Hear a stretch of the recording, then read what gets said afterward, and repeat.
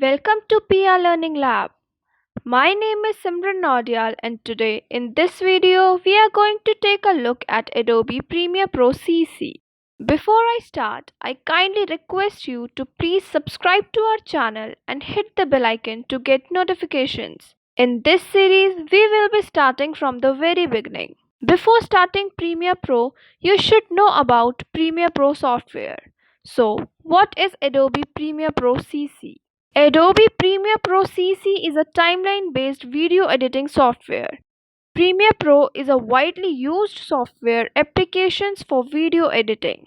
Premiere Pro is used for editing videos, commercials, and other film, television, and online videos. It can be used for all common video editing tasks. It can be used to import video, audio, and graphics, and is used to create new edited versions of video which can be exported to the medium and format necessary for distribution. When creating videos using Premiere Pro, various videos and still images can be edited together. Titles can be added to videos, and filters can be applied along with other effects. Premiere Pro is used by video production firms, news stations, marketing professionals, and design firms. Individuals working in roles such as video editors, production managers, and multimedia designers all use Premiere Pro to create the edit video content. So let's get started. So when you open the software, you will get this window. Here you will see the projects you have recently worked on.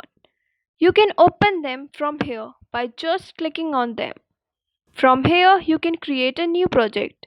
So I will create a new project. Just click here, a new project window will appear. Here you can give a name to your file. From here you can browse the location and set the location that where you want to save the file. I am going to save the project in Documents. Here I am making a new folder and just select the folder and click Select Folder. Now here are some general settings which you will get to know in further videos. Now just click OK. So this is the interface of Adobe Premiere Pro CC. Don't get confused after seeing so many boxes here. They seem complex but are actually not. All boxes perform particular tasks.